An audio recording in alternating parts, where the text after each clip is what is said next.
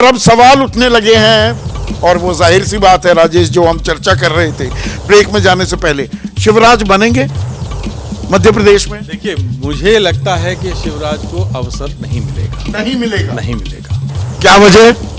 मतदान के 3 दिन पहले तक जो लाडली बहना का एक्सटेंशन उनका था, वो उनके संकल्प पत्र में तक नहीं डाला गया, उनका जिक्र तक नहीं किया गया। शिवराज अकेले सभाओं में चर्चा कर, पर यहाँ मजमा लूट से घूम रहे हैं हर जगह, और बाकी बीजेपी के वरिष्ठ नेता उनके दाएं और बाएं खड़े। मैं ये नहीं कहता कि लाडली बहना नहीं चला है। आप ये देखिए ना कि जब 40, मैं अभी भी कहा था कि 40% वोटों के ढेर पर दोनों पार्टियां बैठी हैं।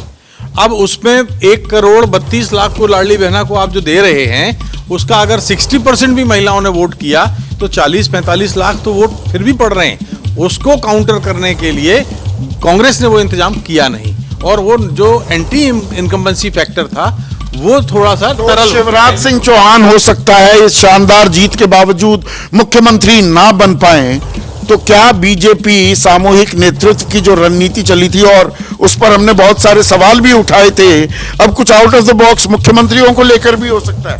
क्योंकि दरअसल अब इन नतीजों की पोजीशनिंग 24 के लिए की जाएगी।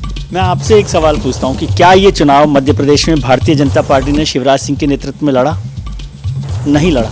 तो फिर ये सवाल पर आज चर्चा करना मतलब, वो हो सकता है कि संभावना हो वो बने, उनकी योजनाओं का बड़ा फायदा हुआ हो, लेकिन भारतीय जनता पार्टी के नेतृत्व ने शिवराज सिंह के नेतृत्व में ये चुनाव नहीं लड़ा। इसका मतलब उनके नेतृत्व में ये जीत नहीं हुई, ऐसा भारतीय जनता पार्टी की सेंट्रल लीडरशिप मानती है। तो एक नैरेटिव अब गढ़ा जाएगा 24 के लिए, जनरेशनल चेंज होगा। जनरेशनल चेंज के लिए चली गई है बीजेपी, और आप देखिए दूसरे राज्यों में भी चल रही है। 3 राज्य अब आए हैं, और जातिगत जनगणना, उस पर आरक्षण, बेरोजगारी, ये जो मुद्दे, और लाभार्थी में अब विपक्ष भी जो गारंटी दे रहा है, उसको मद्देनजर रखते हुए अब उम्मीदवार चुने जाएंगे मुख्यमंत्री पद पर। उसी तरह के उम्मीदवार चुने जाएंगे, और उस पर सबसे ऊपर तो वही है जो प्रधानमंत्री कहते रहे कि मोदी की गारंटी है।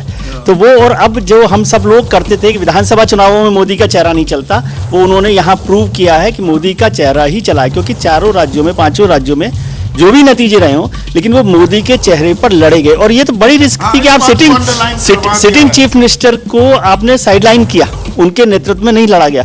इसका मतलब ये नहीं कि उनका फायदा नहीं हुआ।